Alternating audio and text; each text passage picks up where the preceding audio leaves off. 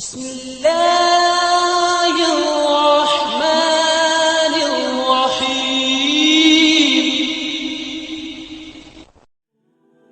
یہ حضرت موسیٰ علیہ السلام کی وہ مقدس لاٹھی ہے جس کو عصائے موسیٰ کہتے ہیں۔ اس کے ذریعے آپ کے بہت سے ان معجزات کا ظہور ہوا جن کو قرآن مجید نے مختلف عنوانوں کے ساتھ بار بار بیان فرمایا ہے۔ اس مقدس لاٹھی کی تاریخ بہت قدیم ہے جو اپنے دامن میں سینکڑوں ان تاریخی واقعات کو سمیٹے ہوئے ہے جن میں عبرتوں اور نصیحتوں کے ہزاروں نشانات ستاروں کی طرح جگمگا رہے ہیں، جن سے اہل نظر کو بصیرت کی روشنی اور ہدایت کا نور ملتا ہے۔ یہ لاٹھی حضرت موسیٰ علیہ السلام کے قد برابر 10 ہاتھ لمبی تھی اور اس کے سر پر 2 شاخیں تھیں جو رات میں مشال کی طرح روشن ہو جایا کرتی تھیں۔ یہ جنت کے درخت پیلو کی لکڑی سے بنائی گئی تھی اور اس کو حضرت آدم علیہ السلام بہشت سے اپنے ساتھ لائے تھے۔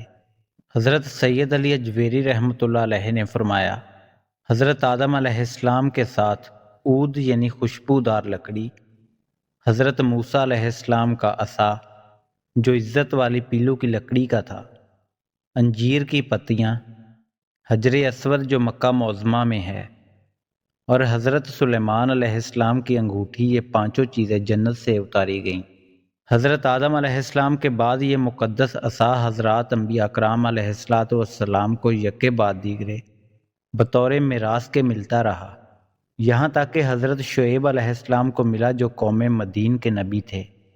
جب حضرت موسیٰ علیہ السلام مصر سے ہجرت فرما کر مدین تشریف لے گئے اور حضرت شعیب علیہ السلام نے اپنی صاحبزادی حضرت بی بی صفورہ رضی اللہ تعالیٰ عنہا سے آپ کا نکاح فرما دیا اور آپ 10 برس تک حضرت شعیب علیہ السلام کی خدمت میں رہ کر آپ کی بکریاں چراتے رہے۔ اس وقت حضرت شعیب علیہ السلام نے حکم خداوندی کے مطابق آپ کو یہ مقدس عصا عطا فرمایا۔ پھر جب آپ اپنی زوجہ محترمہ کو ساتھ لے کر مدین سے مصر اپنے وطن کے لیے روانہ ہوئے اور وادی مقدس مقام طویہ میں پہنچے تو اللہ تعالیٰ نے اپنی تجلی سے آپ کو سرفراز فرما کر منصب رسالت کے شرف سے سر بلند فرمایا۔ اس وقت اللہ تبارک و تعالیٰ نے آپ سے جس طرح کلام فرمایا، قرآن مجید نے اس کو اس طرح بیان فرمایا کہ ترجمہ: اور یہ تیرے داہنے ہاتھ میں کیا ہے اے موسیٰ؟ عرض کی، یہ میرا عصا ہے،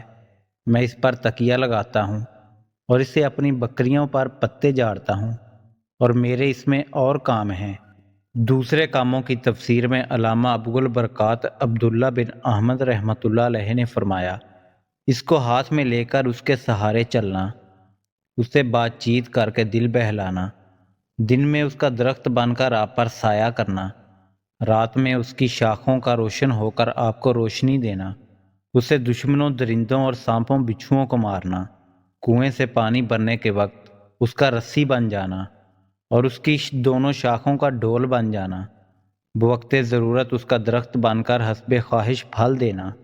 اس کو زمین میں گاڑ دینے سے پانی نکل پڑنا۔ حضرت موسیٰ علیہ السلام اس مقدس لاٹھی سے مذکورہ بالا کام نکالتے، مگر جب آپ فرعون کے دربار میں ہدایت فرمانے کی غرض سے تشریف لے گئے تو اس نے آپ کو جادوگر کہہ کر جٹلایا، تو آپ کے اس عصا کے ذریعے بڑے بڑے معجزات کا ظہور ہونا شروع ہو گیا۔